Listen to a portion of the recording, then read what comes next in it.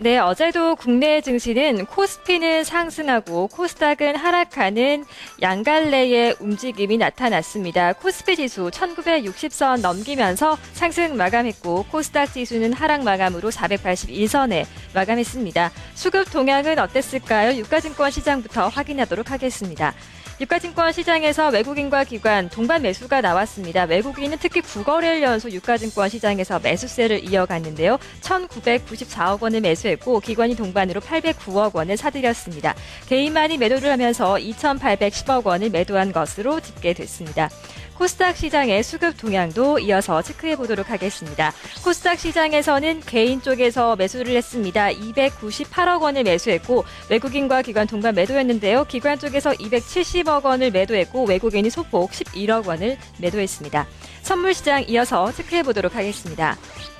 외국인 쪽에서 매수를 했습니다. 1,800계약이 넘는 매수 물량 유입시켜줬고요. 반면에 개인과 기관이 나란히 매도였는데 개인 쪽에서 특히 1,100계약이 넘는 매도 물량을 출회하는 모습이었습니다.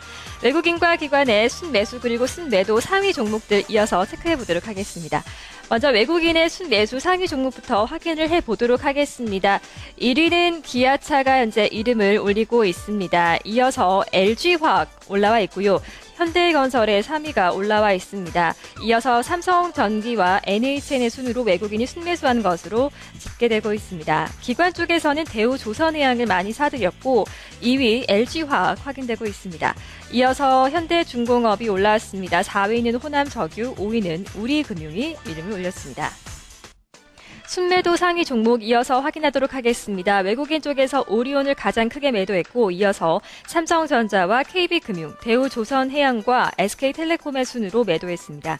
기관 쪽에서는 삼성전기를 가장 크게 매도했고요. 이어서 NHN과 삼성전자, 호텔신라의 순으로 매도를 했고 5위는 대우인터내셔널이 올라와 있습니다. 외국인과 기관 공통 순매수한 종목 눈에 띄었습니다. 바로 나란히 2위에 이름을 올린 LG화학이었습니다.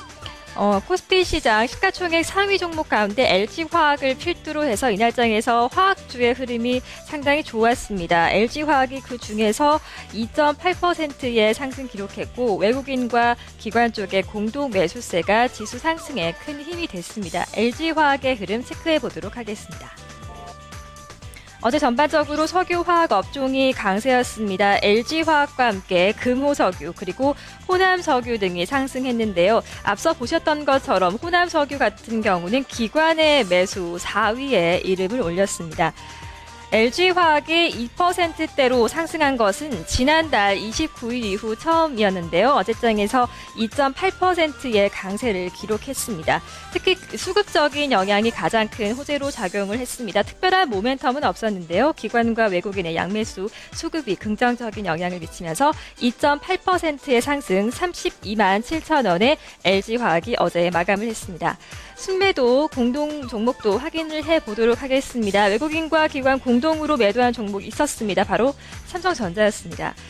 최근 계속해서 신고가 경신 랠리를 이어가던 삼성전자 어제장에서 잠시 숨고르기를 하는 모습 기록됐습니다. 1%대로 하락했는데요.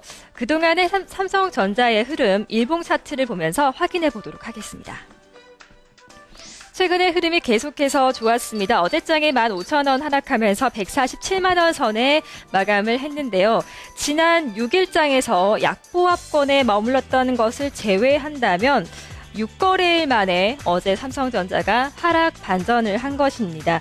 외국인과 기관 공동으로 매도했습니다. 외국인이 만여 주의 물량 매도했고요. 기관이 동반으로 9천여 주를 매도한 것으로 집계가 됐습니다.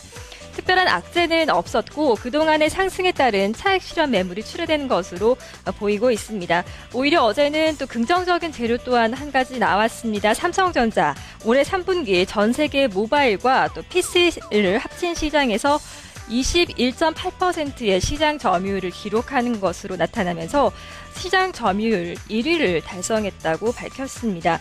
지난해 3분기와 비교를 한다면 시장 점유율이 거의 2배 가까이 늘어났다고 하는데요. 삼성전자 어제장에서 소폭 1%대 하락 마감했습니다. 147만 6천 원의 종가를 형성했습니다. 어제 마감한 국내 시장 수급 동향 체크해봤습니다.